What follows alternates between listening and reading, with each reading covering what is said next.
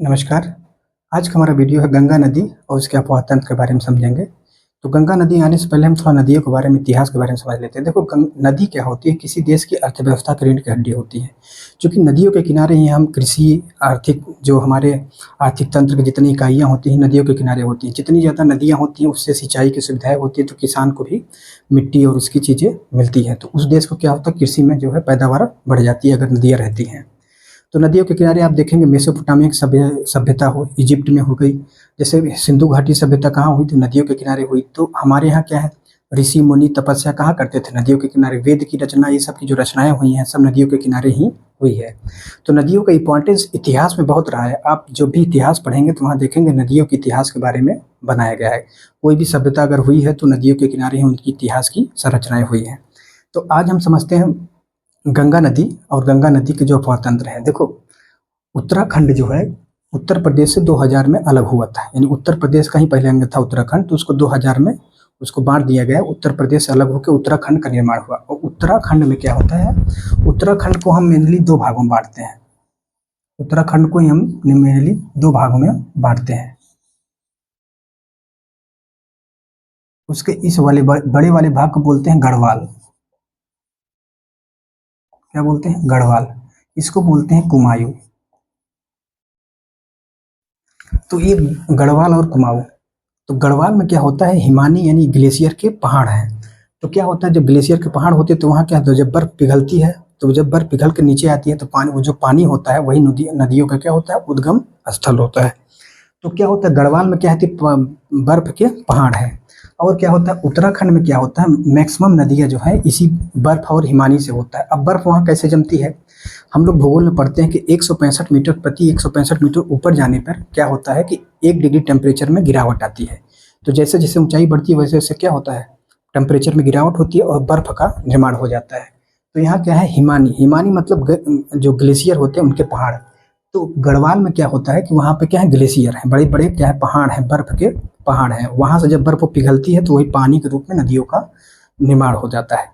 तो हमें इस ये उत्तराखंड में गढ़वाल में होता है। तो हम इसके आगे समझते हैं कि नदी कैसे निकलती है। देखो, उत्तराखंड में ही क्या है, एक स्थान है बद्रीनाथ। बद्रीनाथ में क्या होता है, वहाँ से निकलती है एक नदी विष्णु गंगा, और यहाँ से निकलती है धौली गंगा। विष्णु गंगा और धौली गंगा जहाँ मिलती हैं उसे बोलते हैं विष्णु प्रयाग। देखो, जब दो नदियाँ आके आपस में मिलती हैं और नदियों की गहराई अगर बराबर है तो वो उनका जो नाम होगा उनको हम बदल देते हैं। जैसे यहाँ पे विष्णु गंगा और धौली गंगा आके मिलती हैं तो इनका नाम हम बदल देते हैं। तो विष्णु गंगा और धौली गंगा जब यहाँ मिलती हैं विष्णु प्रयाग में, तो इनका नाम हो जाता है अलकनंदा। तो अलकनंदा क्या होता है, अलकनंदा फिर यहाँ से आगे बढ़ती है और यहाँ जो मिलती है विष्णु प्रयाग। प्रयाग मतलब क्या होता है, मिलन स्थल। जब किसी भी स्थल को जो मिलन स्थल होता है उसे बोलते हैं प्रयाग। प्रयाग में ही क्या होती है, नदियाँ मिलती हैं, तो इसको जो मिलन स्थल होता है उसको बोलते हैं प्रयाग। तो विष्णु गंगा और धौली गंगा जहाँ जहाँ आके मिलती हैं उसे बोलते हैं विष्णु प्रयाग। और इन नदियों का निर्माण क्या हो जाता है, अलकनंदा हो जाता है, क्योंकि इन दोनों की जो गहराई है बराबर है।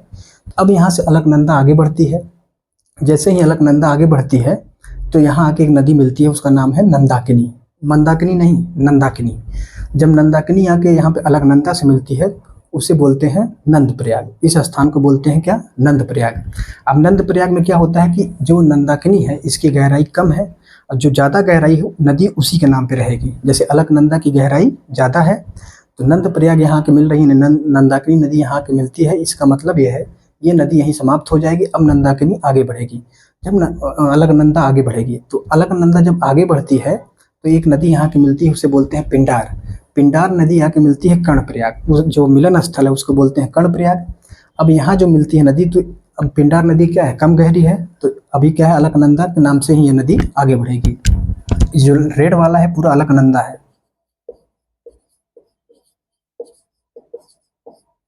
अलकनंदा। तो अब यहाँ पे क्या है, पिंडार नदी आके मिलती है किससे, कर्णप्रयाग में, अलकनंदा से। अब अलकनंदा नदी आगे बढ़ेगी।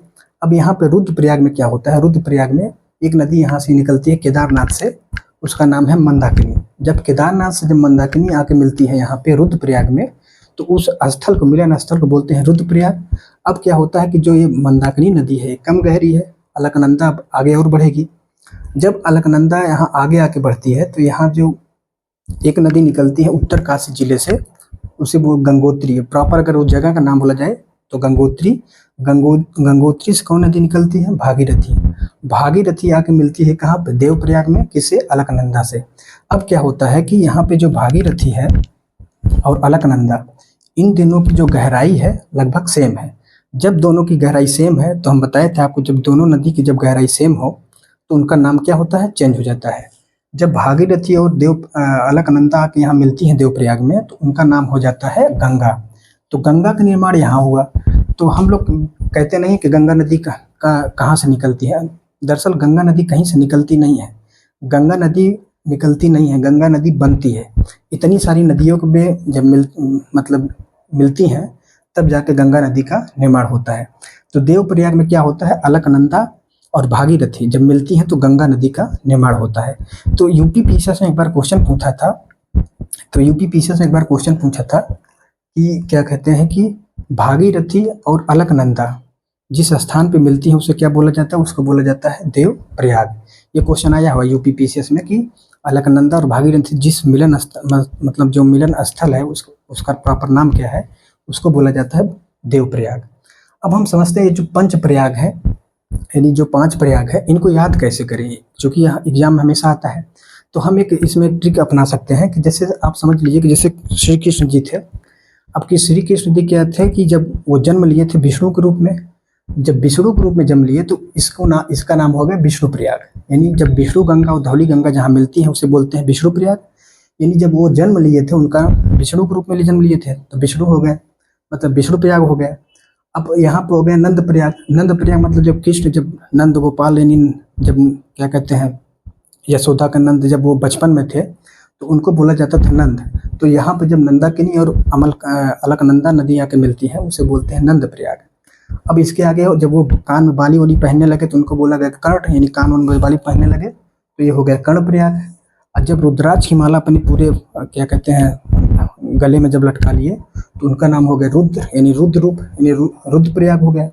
और जब ये सब करने के बाद तो उनकी जो बोली थी, उनकी जो देव की भांति हो गई तो उसे बोला गया देव प्रयाग। यानी जब ये सब करने के बाद वो एक भगवान के यानी देव की तरह हो गई और उनकी जो बोली थी एक देव वाणी थी, तो इस स्थान को क्या बोला गया? देव प्रयाग। तो ये पंच प्रयाग हैं। हिंदू धर्म में क्या ये बोला जाता है, ये पंच प्रयाग जो है ये घूमना बहुत शुभ होता है। और हिंदू धर्म में ये बोला जाता है कि 5 जो ये प्रयाग है पूरे जीवन काल में घूमना चाहिए। तो ये पंच प्रयाग कैसे हैं आप एक बार फिर से देखें। देखिए श्री कृष्ण जब जन्म लिए तो उनका जन्म हुआ विष्णु के रूप में, विष्णु प्रयाग।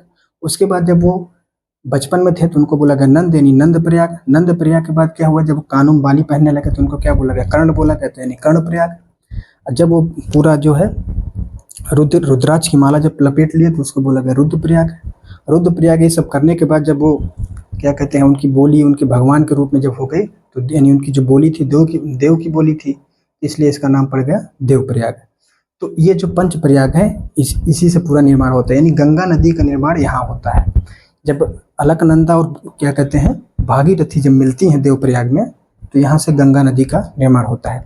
अब क्या होता है कि गंगा नदी जब यहाँ से निर्माण होता है तो इसके बाद ये मैदानी क्षेत्रों में बढ़ती है।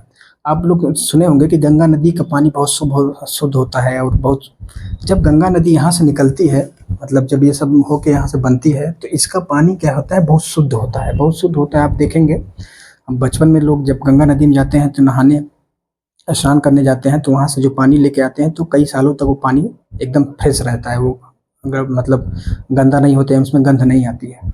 उसका कारण है, एक होता है बैक्टीरिया, उसका नाम है बैक्टीरियोफेज। क्वेश्चन ये आया हुआ है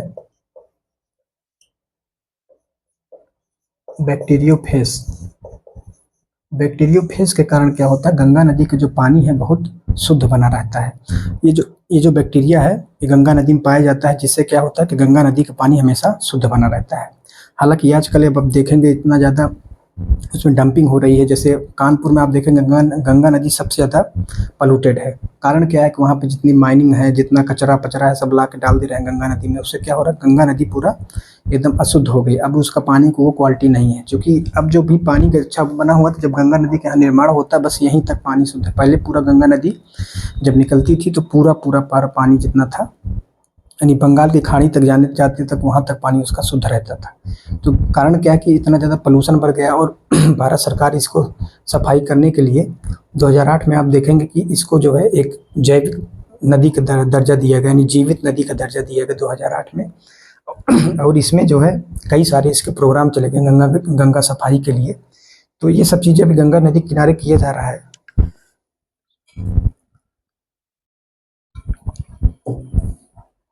तो हम गंगा नदी को जो है 2 भागों में पढ़ेंगे। अभी गंगा नदी का निर्माण कैसे हुआ इसको हम समझें।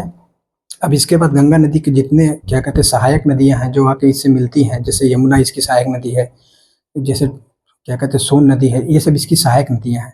अब गंगा नदी जब मैदानी क्षेत्रों में आएगी, इसके बाद जब मैदानी क्षेत्रों में गंगा नदी बढ़ेगी तो हम इसके आगे समझेंगे उसकी जो सहायक नदियां हैं उसके बारे में एक एक करके समझेंगे। और गंगा नदी की जो जब निकलती है उत्तराखंड से और बंगाल की खाड़ी तक निकलती है तो उसकी टोटल जो लेंथ है वो लगभग 25-50 यानी 25-50 इतना किलोमीटर की रेंज पूरा तय करके फिर क्या करती है बंगाल की खाड़ी में जाके गिरती है अपना पानी। और बंगाल की खाड़ी में क्या होता है वहाँ आके इससे ब्रह्मपुत्र नदी मिलती है और भारत के सबसे बड़े डेल्टा का निर्माण होता है, जिसे हम सुंदरवन का डेल्टा बोलते हैं, सबसे बड़े निर्माण होता है। तो गंगा नदी का हम ये एक छोटा सा वीडियो ये बनाए थे कि गंगा नदी के जो पंच प्रयाग है इसको समझ लिया। अब इसके आगे हम गंगा नदी की जो सहायक नदी है उसके बारे में समझेंगे। तो आज यहीं तक, धन्यवाद।